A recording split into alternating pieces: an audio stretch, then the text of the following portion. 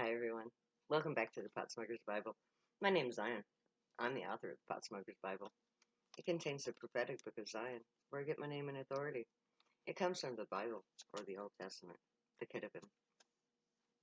This is the 10th part of the general reading of the 27th chapter of the Pot Smoker's Bible, which contains the 24th chapter of the book of Zion.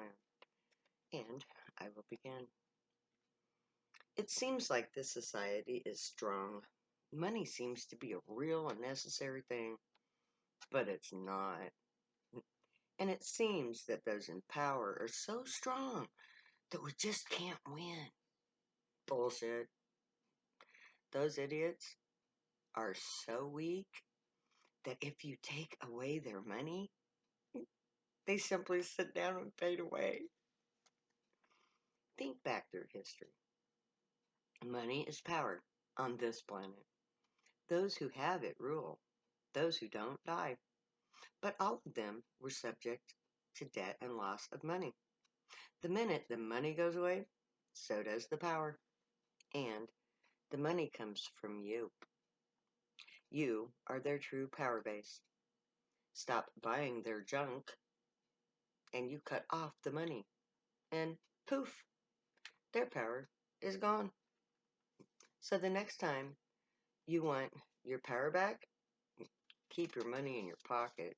Or better yet, spend it on a poor person. Instead of buying god that new gaudy outfit that is all bling and no soul, leave it. You have a closet full of last year's bling. So, buy the homeless guy down the street a blanket. My money bag will feel, Mr. Moneybags will feel it. He won't pocket your power. God will. Every time you buy a thing that you don't need, some rich bastard gets more power. The earth gets raped for more supplies, and the sea level rises. You can't stop the sea from rising, but you can and will take back your power. And you show Mother Earth you care. And all those things you leave on that shelf will eat up the profits of the rich. So every useless trinket that you don't buy matters. You don't have to have an ugly home. You have artists just where you are. They would love to receive your power for their unique piece of art. You can go to any place in America, look on the walls of homes, and see versions of the same things. Everyone buys the same picture. Their homes are all covered in cheap copies of this single artist's work. All walls are similar. You don't have to have cookie cutter artwork. Buy unique local forms of art. My brother Brian was a wonderful artist.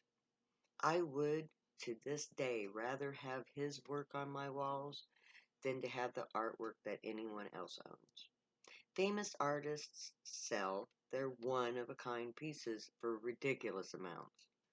You can have a unique piece of art a lot cheaper, and you will know that your walls are yours alone. No one else will have your decor. Be original. Let your family artist create your art. Use local art sources. Because by doing so, you will take back your power.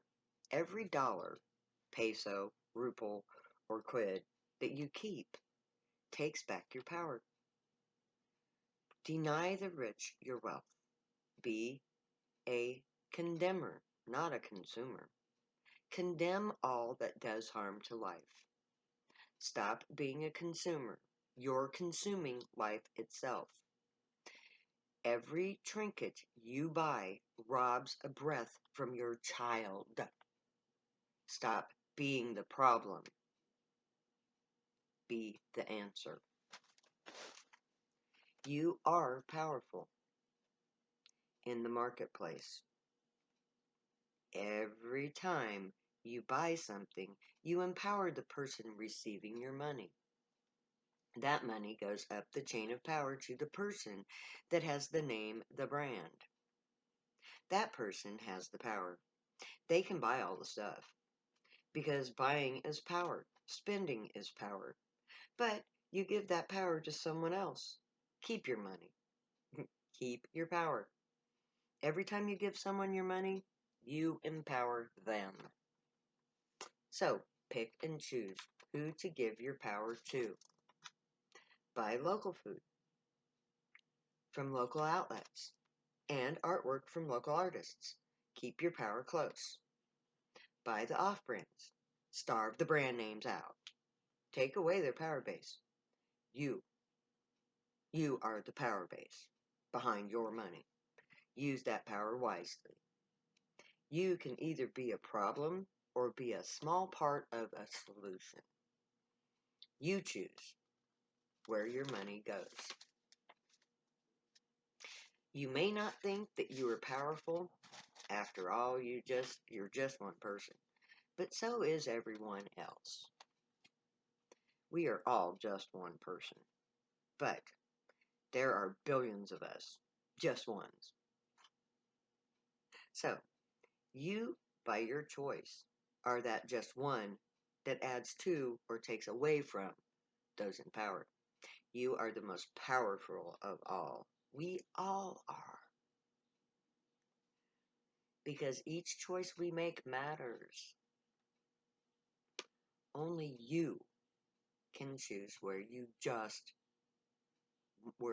just one ends up. What would happen if no one ever bought a Nike shoe? Nike would go broke. No more Nike shoes. You would simply buy another brand. Or you could find a shoemaker. Boy, do we need shoemakers. That's a lost art, almost. You would still have to have shoes to wear.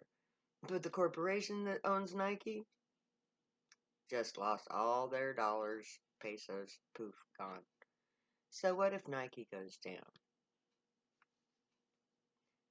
But what if everyone simply stopped buying every brand? What if we just stopped buying their junk? What if every purchase we made was based on need and planetary impact? Our society would fall apart. Our economy would crash. Stocks would plummet. The jobs would end. The corporations would fail. The government would shut down. Money would cease to be a thing. Chaos. But it wouldn't happen all at once. We wouldn't see it until months later when the market hits the critical point. At first, the stock market would have a downturn. The government would step in and adjust the bank ratio to encourage spending. Stocks would continue to fall, and the corporations would start to panic, and the sales would begin to overly inflated profit margins would be adjusted to encourage consumers to start buying again. So, it would take time for the end to actually come. But it would come. The brand names will start to fail. The corporations will then start to fail as their brands fail. The economy would then take a nosedive. The rich would find themselves as poor as we are, having lost everything in the crash. Poof, gone. If we refuse to buy what they sell, they come to their end. In the meantime, we, who after all have all the power, have had the time to plan and implement the means for our survival. We have a market of our own. We grow our own food. We weave our own clothes for cloth. We create our own power and water. We make our own things. We who made them powerful are the ones to take their power away.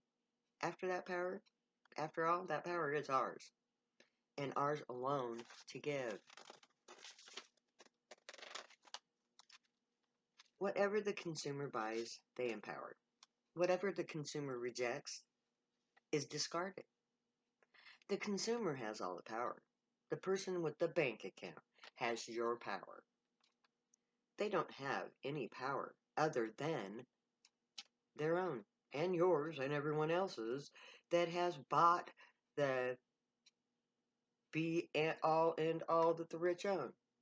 You gave them your power because you are the consumer, or you are a condemner. I condemn the corporate way. I condemn, I don't condone.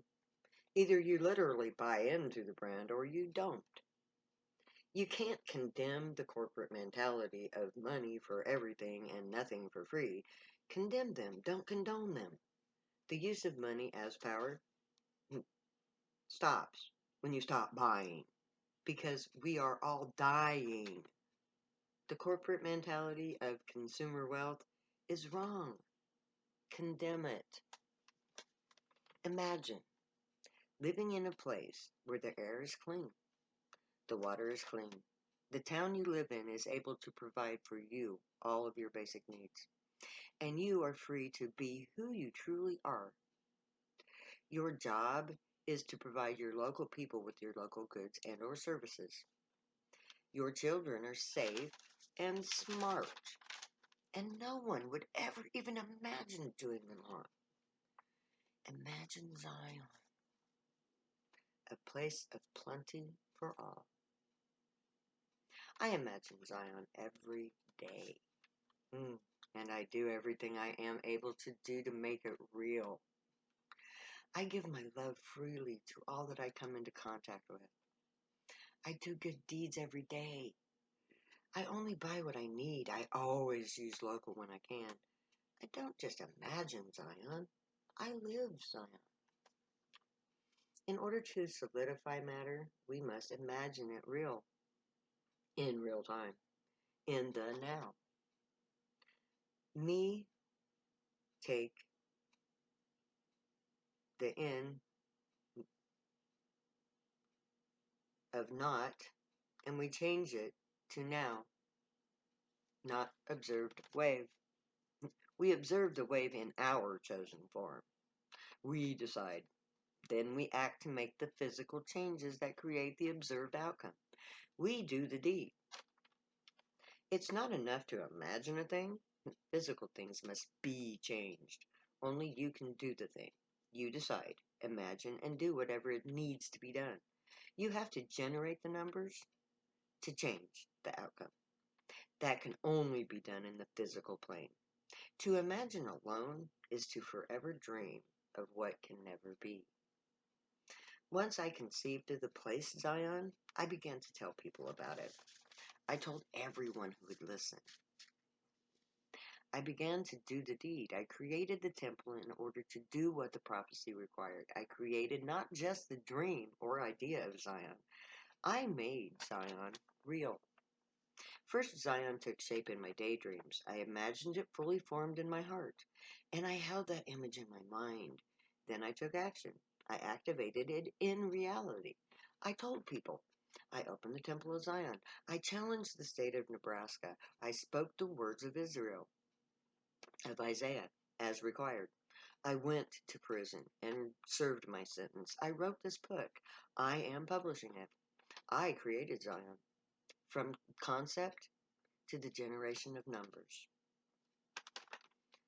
I had 50 members of the Temple of Zion who even now believe in Zion. And there are others in Oregon, in Colorado. We are everywhere, and our numbers are growing.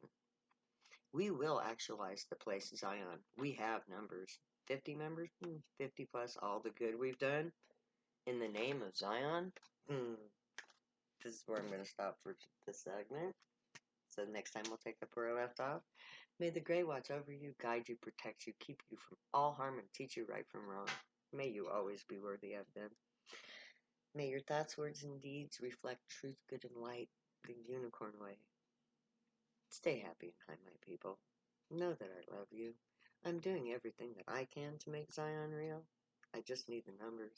That's where you come in. So, let's generate some numbers here. Do you want to be free? Do you want to live in Zion? Then come with me. See you later, because I'll never say goodbye.